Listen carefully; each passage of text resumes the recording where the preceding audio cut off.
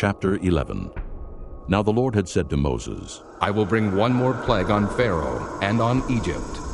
After that, he will let you go from here, and when he does, he will drive you out completely.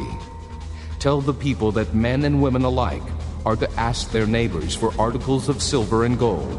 The Lord made the Egyptians favorably disposed toward the people, and Moses himself was highly regarded in Egypt by Pharaoh's officials and by the people. So Moses said, This is what the Lord says. About midnight, I will go throughout Egypt. Every firstborn son in Egypt will die, from the firstborn son of Pharaoh, who sits on the throne, to the firstborn son of the slave girl, who is at her handmill, and all the firstborn of the cattle as well. There will be loud wailing throughout Egypt, worse than there has ever been or ever will be again. But among the Israelites, not a dog will bark at any man or animal. Then you will know that the Lord makes a distinction between Egypt and Israel.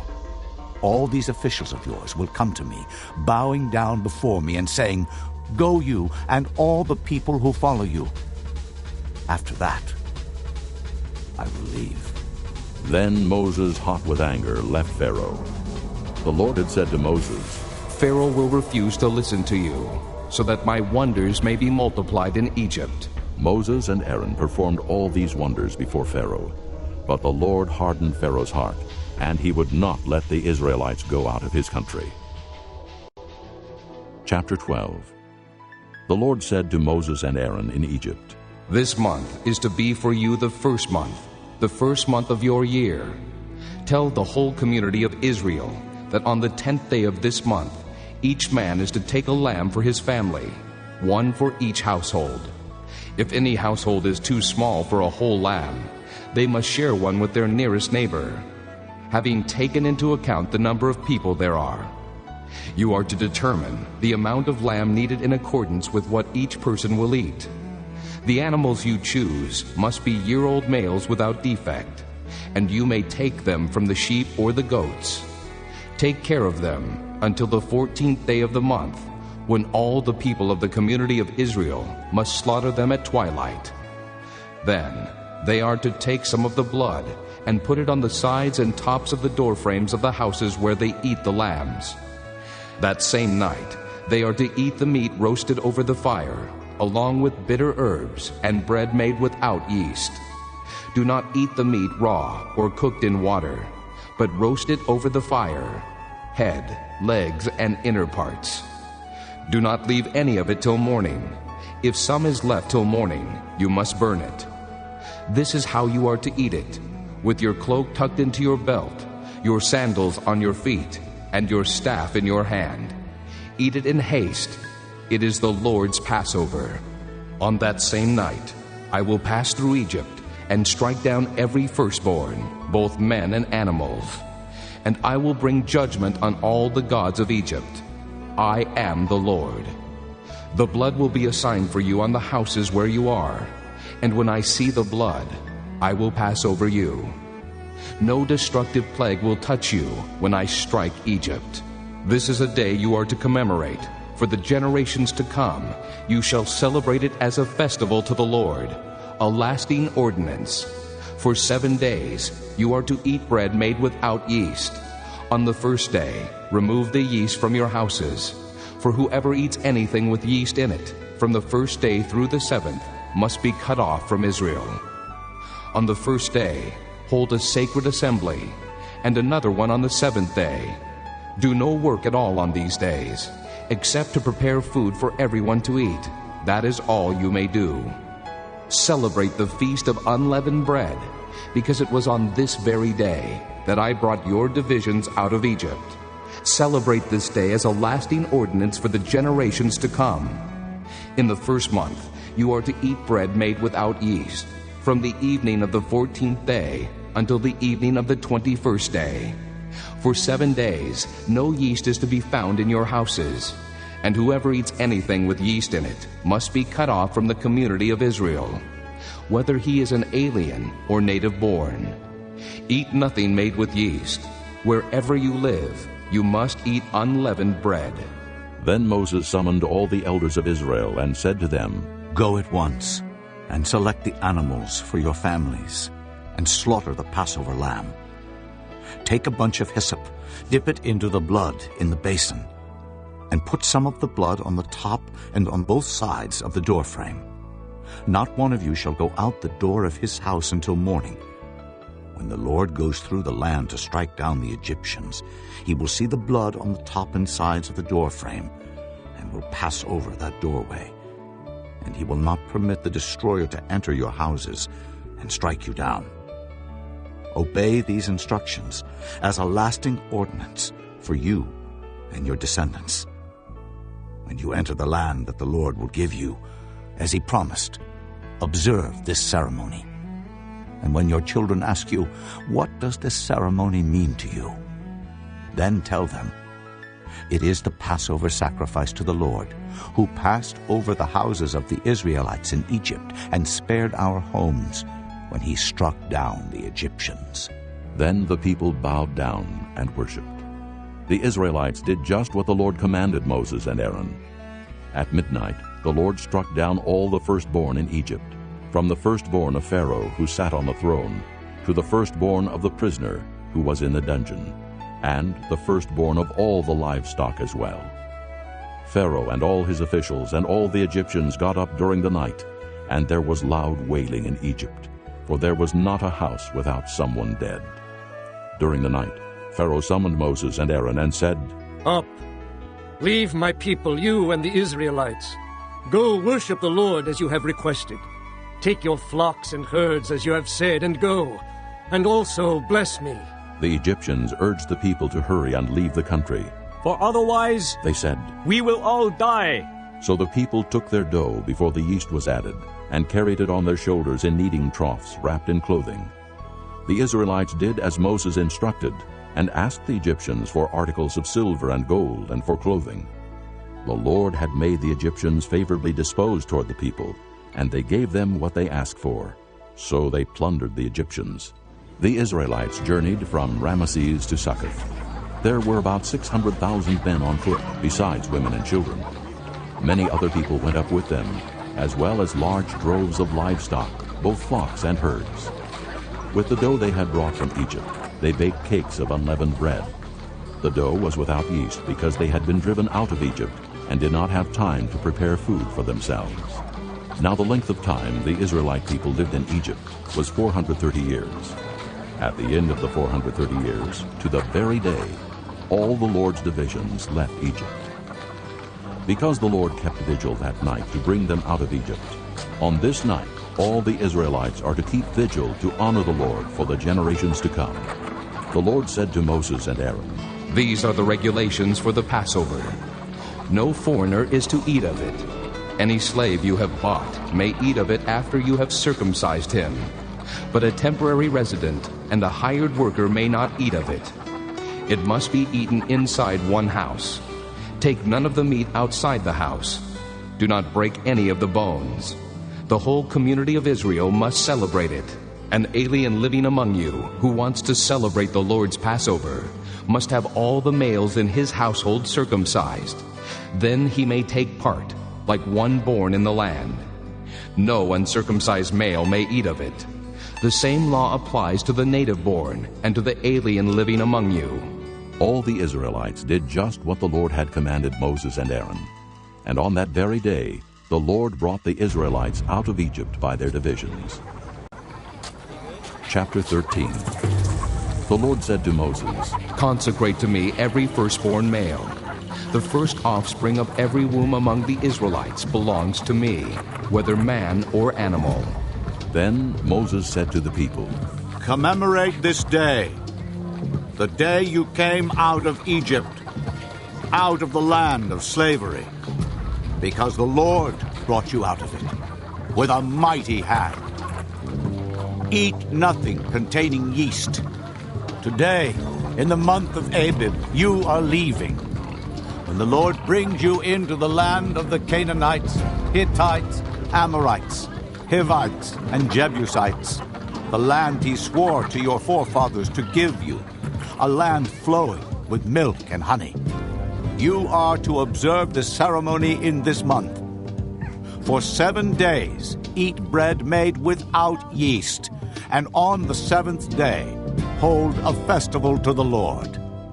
Eat unleavened bread during those 7 days. Nothing with yeast in it is to be seen among you, nor shall any yeast be seen anywhere within your borders.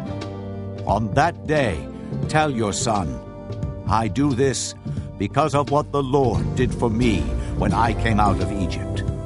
This observance will be for you like a sign on your hand and a reminder on your forehead that the law of the Lord is to be on your lips.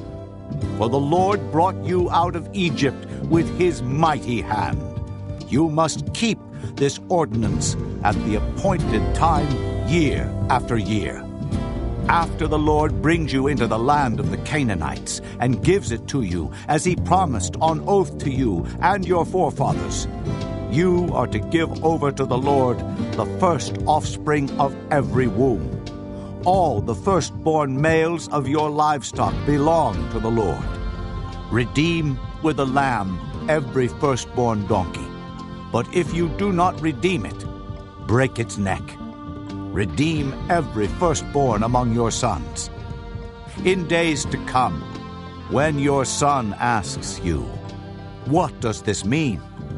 say to him, "With a mighty hand the Lord brought us out of Egypt, out of the land of slavery.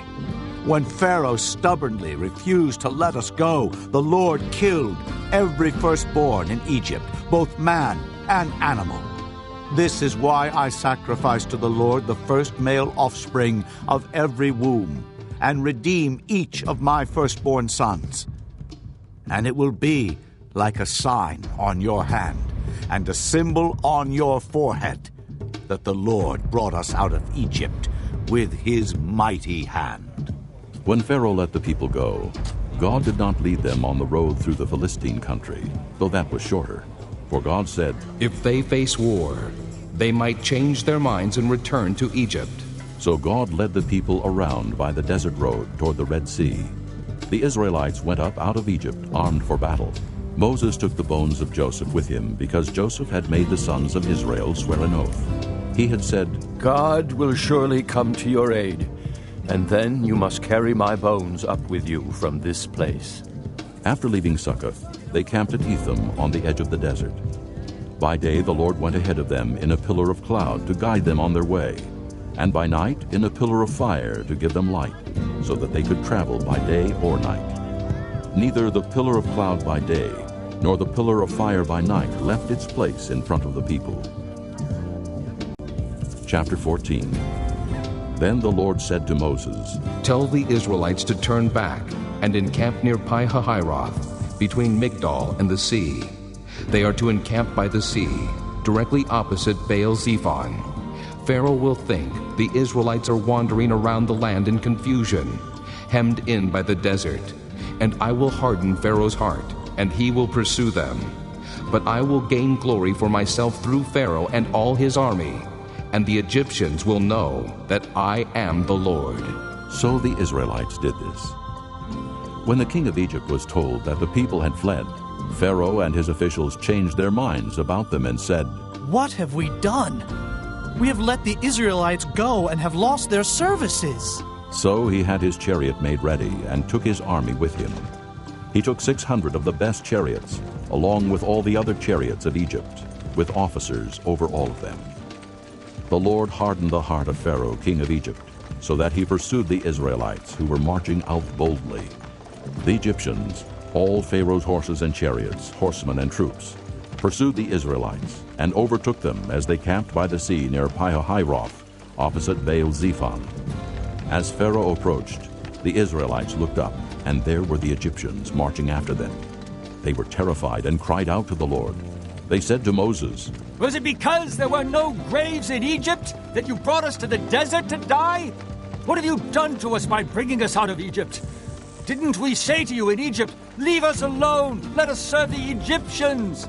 It would have been better for us to serve the Egyptians than to die in the desert.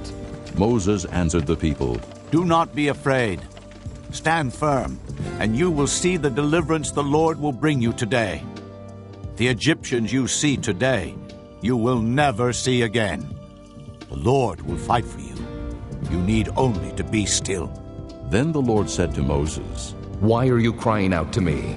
Tell the Israelites to move on. Raise your staff and stretch out your hand over the sea to divide the water, so that the Israelites can go through the sea on dry ground.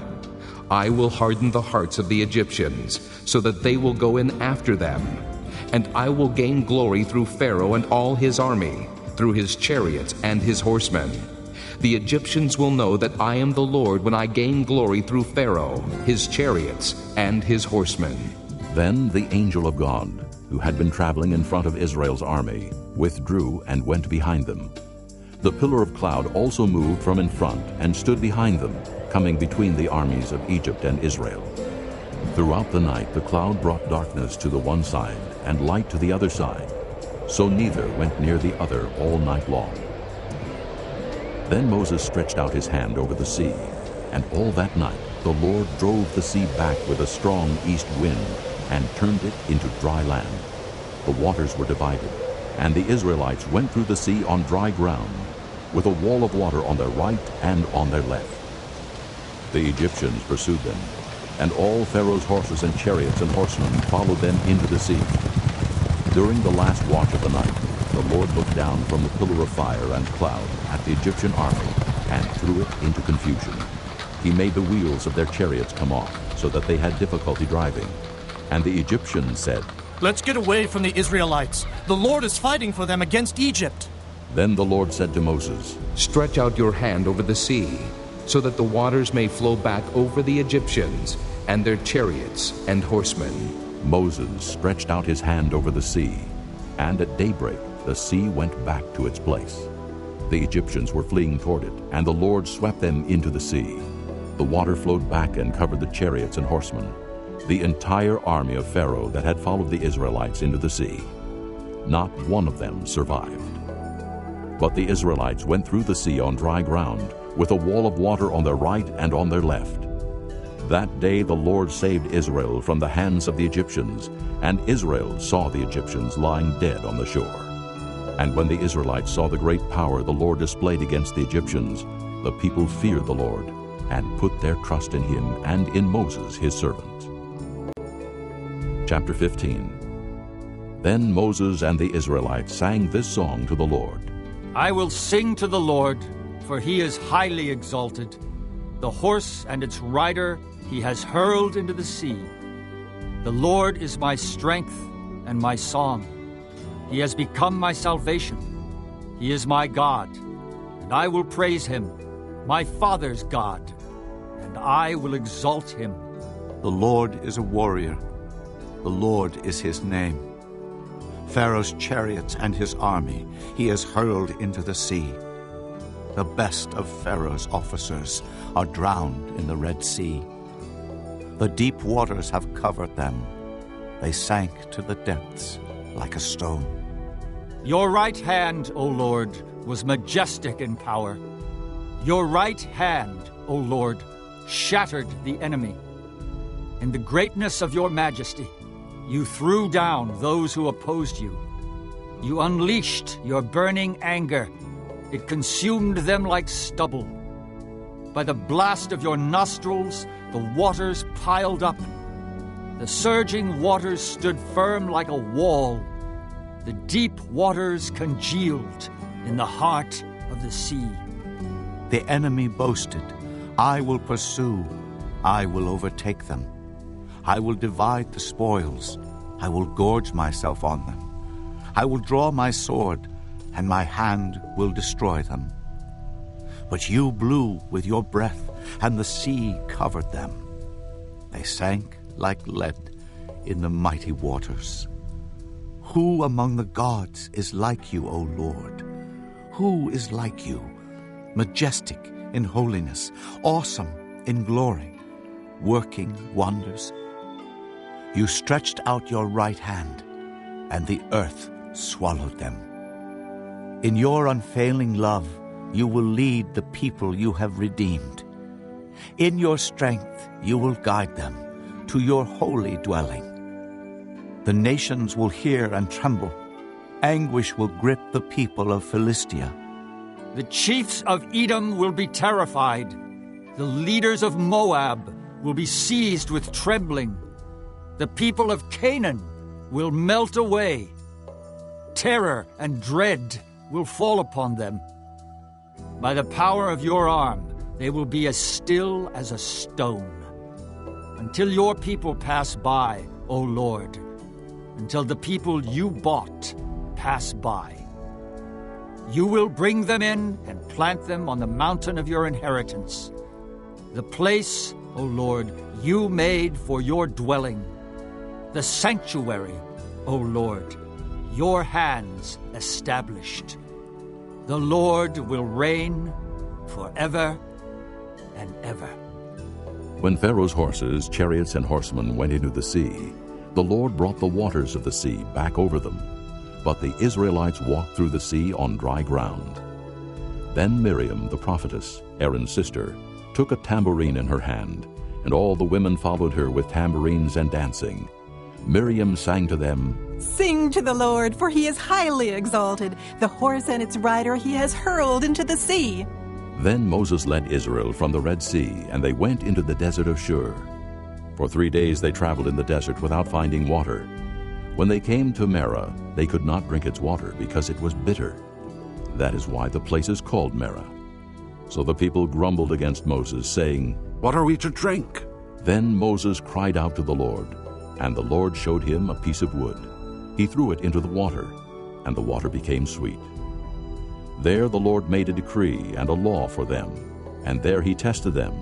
He said, If you listen carefully to the voice of the Lord your God, and do what is right in his eyes, if you pay attention to his commands and keep all his decrees, I will not bring on you any of the diseases I brought on the Egyptians, for I am the Lord who heals you. Then they came to Elim, where there were 12 springs and 70 palm trees, and they camped there near the water.